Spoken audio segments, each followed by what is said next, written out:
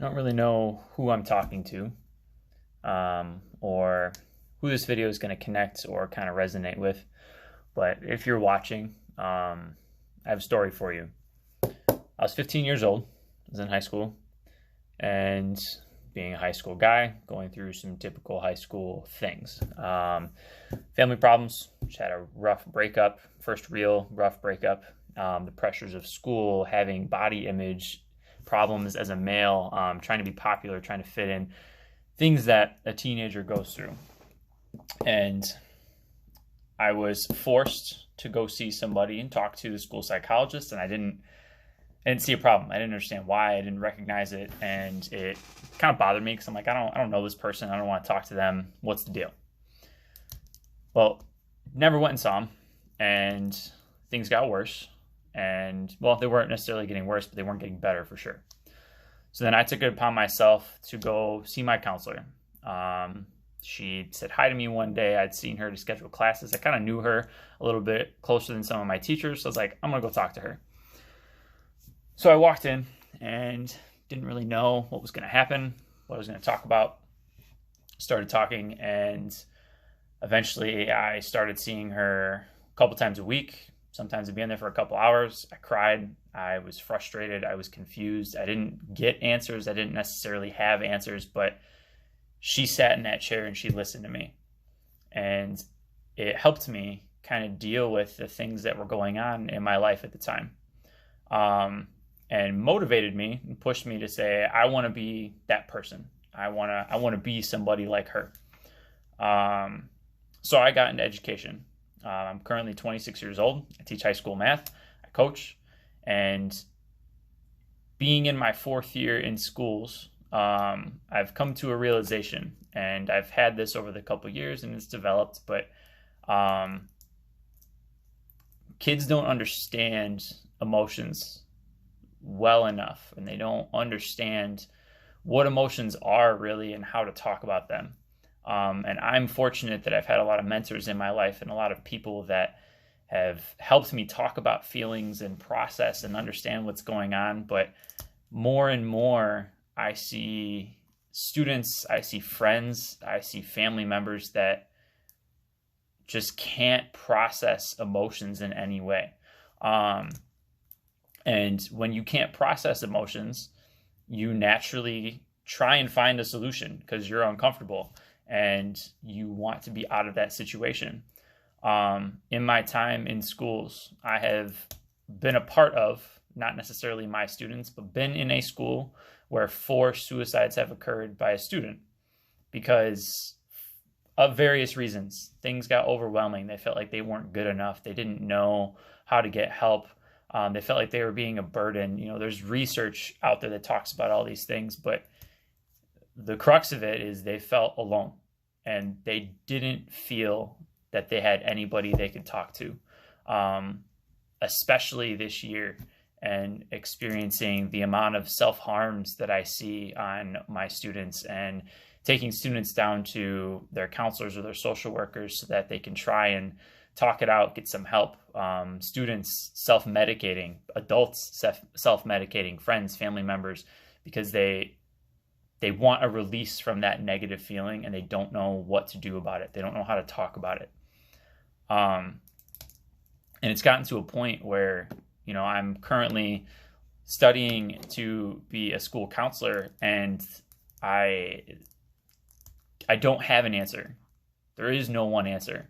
But the one thing that I know helps is being there for somebody when they have nobody else. Sitting in silence and just letting them cry or letting them scream or swear or cuss you out and you didn't even do anything, but they just need to get it out and they need to feel what they're feeling. Too many kids, especially, I see walk around and they put up a face and they're pretending that everything's okay and they don't want to talk about their problems. Like, no, I'm fine. I got it. I'll figure it out. I'll do it by myself. And they don't treat their feelings the same way that they treat any other health problem or a math problem or any other issue in their life that happens. And I guess what this video is boiling down to is, as adults in the world today, it's our job to bring up the next generation better prepared to deal with emotions and deal with hardships and deal with adversity and problems and things that come up in their life that are normal. These are normal human problems. Feeling alone is normal. I've gone through it. I go through it still today, where I have moments of loneliness.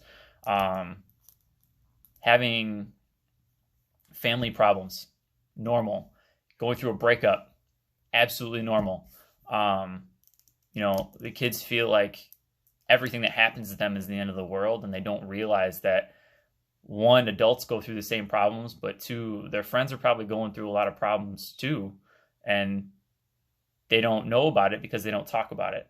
Everything they see is on their phones, on Snapchat, Instagram, whatever, looking at all the good things and all the laughs and all the positive emotions, because that's what we want to portray our lives as, and they don't realize everything else that's underneath.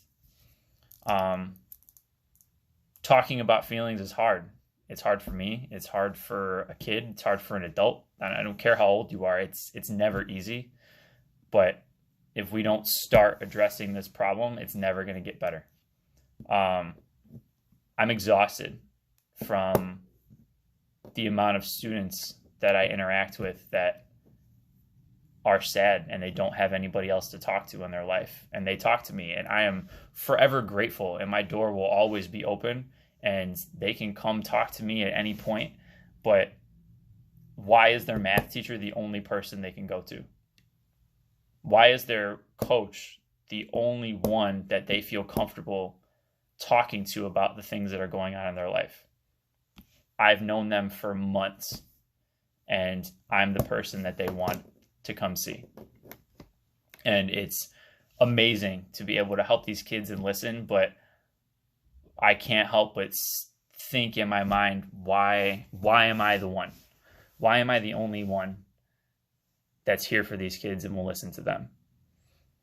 And as I make this video and as I'm talking, I'm looking at my hair. I'm deciding if I sound like an idiot. I'm trying to decide even if I'm going to share this, and it's uncomfortable to be vulnerable, and it's uncomfortable to share what's going on. But the kids in our lives, whether you're a parent, you're a coach, you're a cousin, you're an aunt, an uncle, it doesn't matter. We are the role models for the next generation, and it's been like that forever, and it's never going to change. And because of that, it's our responsibility in a time where suicide rates are increasing, where self-harm is increasing, self-medicating is increasing. It's our responsibility to model what this looks like for the kids that are coming up. And it's our responsibility to let them know that it's okay to feel. It's okay to go to therapy. It's okay to get help when you need it. It's okay to take medicine for your feelings and regulate your emotions. And it's okay just to be a human being and be a person.